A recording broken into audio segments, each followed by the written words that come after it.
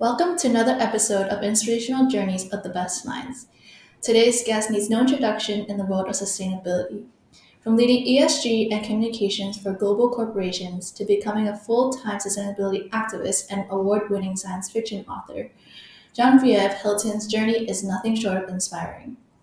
Her career began 20 years ago, during which she held leadership roles at companies such as Lenovo and BASF. In 2022, Genevieve transitioned from the corporate world to dedicate herself fully to sustainability activism and writing. Under her pen name Jan Lee, she has not only become an award-winning science fiction author, but also a voice for climate optimism. Her work has received numerous accolades, and she serves as the editor-in-chief of the Apostrophe. Beyond her literary accomplishments, she is also a senior advisor to various environmental and social activist organizations and co-chairs the Energy and ESG Committee of the American Chamber of Commerce in Hong Kong. I'm very excited to welcome Genevieve today as we explore her extraordinary path and uncover valuable insights for anyone passionate about sustainability and making a meaningful impact. And first off, congratulations on your book. Thanks very much. It's great to be here. I'd like to ask you about your childhood and how you got to where you are in your career. Well, I was born in the United States, but I didn't stay there for very long. I wanted to run away and join the circus, and couldn't do that, so I did the next best thing. In 1994, the U.S. Lifted its decades-long embargo on Vietnam, so I went to Vietnam in 1994. Spent about 6 years there worked for a hotel for a while, worked for a PR agency, and eventually my boyfriend and I got married and we moved to Hong Kong. So I've been here for about 25 years already. Oh, well, why'd you choose Hong Kong? Well, Hong Kong is the place to be, especially when we were in Vietnam, we saw everything is done professionally in Hong Kong. That's where all the real, if you wanted to do it right, you would go to Hong Kong. So how did you get started in your career in ESG? I mean, when I started my career, there was essentially no such thing. I think there might have been just the beginnings of people who were studying environmental engineering or ecology. There's no such thing as corporate sustainability. So I actually came in through the writing direction. So I had been a travel guide writer for a while, and I worked for PR agencies for quite some time. And during that time, we started to write these things called CSR brochures. And those CSR brochures eventually turned into what we today know as sustainability reports or ESG reports. So I came in through that direction. But another very important aspect was I came in through the direction, almost a backdoor, of crisis management. So big companies have big problems, and very often those problems are because of unsustainable behavior. So when you look at why are the workers protesting, why are the environmental activists targeting you, well, there's a reason, and it's something to do with how you manage your stakeholder relations. It's how you manage the externalities related to your production sites, that kind of thing. So those two trends together, those two pathways together, eventually brought me into the world of sustainability. So since sustainability and ESG wasn't really talked about before, what would you say were the biggest challenges that you faced? So a lot of the time, the problems would come to me after it was too late to fix them, and it would be called a PR problem. So here's something that's already gone wrong. We have already impacted the way this river has been polluted, or we have this number of employees who are not happy in their jobs. Now the media is covering it. Can you fix that?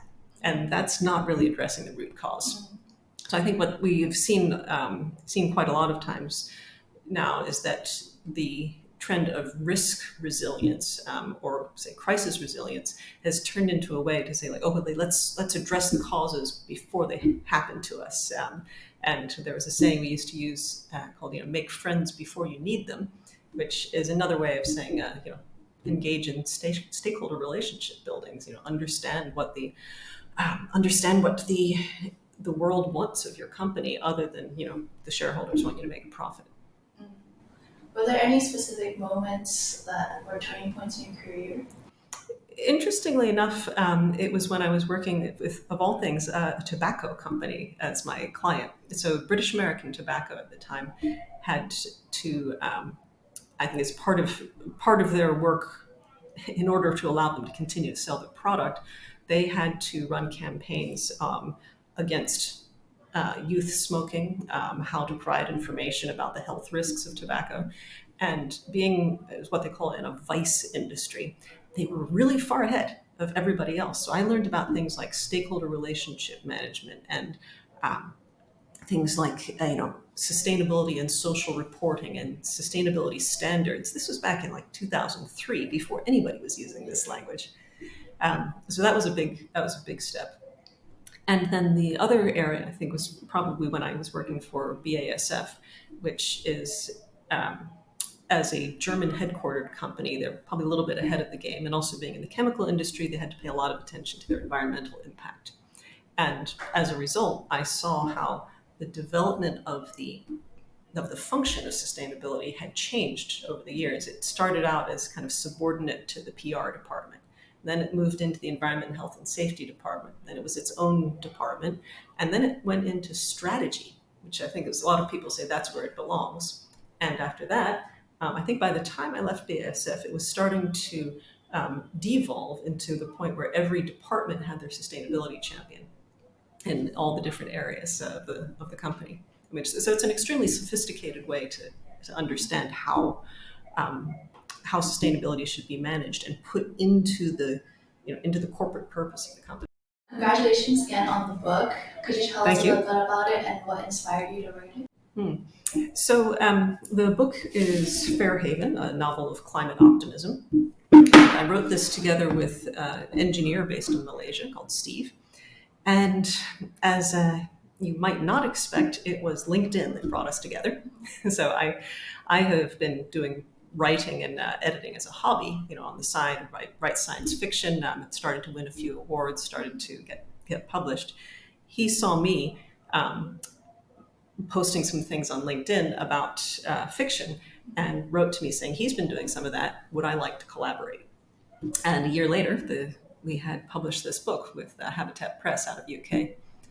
But as for why climate fiction, that is actually a very interesting point, because at this moment in our history, we are in what climate scientists will call, and not to use a technical term, but like very deep doo-doo. And we have blown past already, we're blowing past the 1.5 degrees centigrade so-called limit. This was already last year, 2023. And people are starting to get depressed about this. And it's not really any help, the fact that we have these best-selling books like The Drowned World and The Water Knife, or the Netflix hit Don't Look Up, which, this ends with the destruction of the planet and the elimination of the human race. Sorry, spoiler alert. And so how should we feel after reading this stuff and watching this stuff? But in fact, fiction is really important because it does a very, very good job of changing public opinion. And it can even change history. So that's what, I don't know if this book alone will do it, but by contributing to the genre, that's part of our intention. So are there any key messages that you would like our readers to take away from this book? Absolutely. It is that everybody has a role.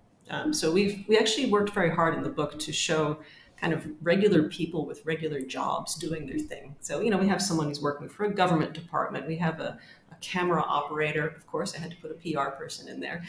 We have the head of HR. We have engineers. We have fishermen.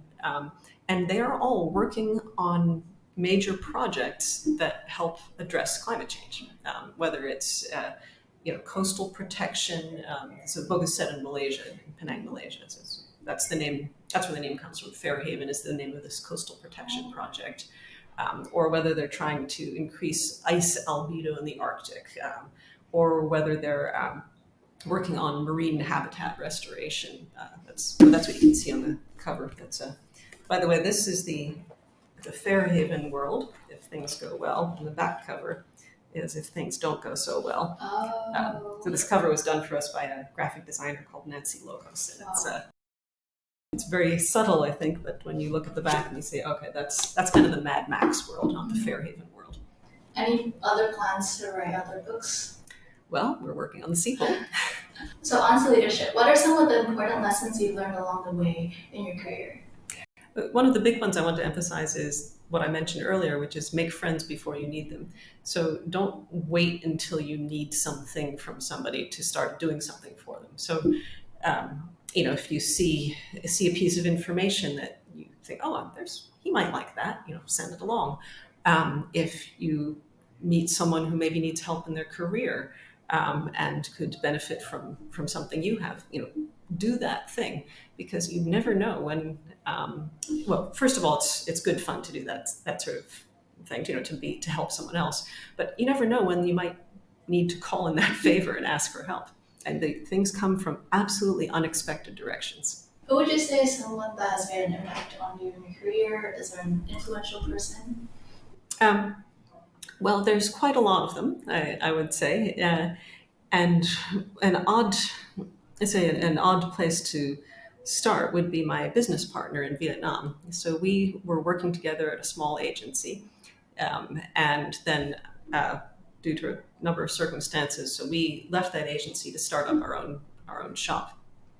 And he's from Vietnam and had not really worked outside of the country, but was absolutely open-minded and curious and ready to make a deep dive into just about any topic that we would learn. So we had clients from very diverse backgrounds. One of them was the Hanoi Club, and so with them we worked on a project called the West Lake Preservation Group. And we had a deep dive into limnology, new word we learned about, and ephemeral stratification. So it's how lakes get polluted. And so he really helped me to understand that, if you really deep dive into something, then you can find out so many interesting things. So as a sustainability leader, do you have any advice for any aspiring professionals trying to make an impact? Absolutely, the thing I just mentioned, which is be generous when you're able to provide help, but also don't necessarily try to go wild and find something that's completely out of your range, but start where you are. So if you're someone who's in an early stage of your career and you're studying engineering, look at the sustainability opportunities in engineering. If you're in communications, look at the sustainability opportunities in communications, because this is something that changed dramatically since over the last 20, 30 years, is that almost every career has a potential sustainability aspect to it. I mean, if you're a banker, look into green bonds. If you're in tech, look at green tech. Look at technologies that will help with energy savings. There's all kinds of things out there now. So where do you see sustainability and ESG going in the future? What I hope is that we don't have to talk about it that much anymore, which is maybe a funny thing to think about, but I want to reframe the idea that there's this regular way of doing business and then there's the sustainable way of doing business. No, I want the sustainable way of doing business to be the normal way. And then anything else is by definition unsustainable. Yeah, it's not something that we need to think about, or why would you do the unsustainable way of doing business? The other one is that I think a lot of this stuff will get more regulated.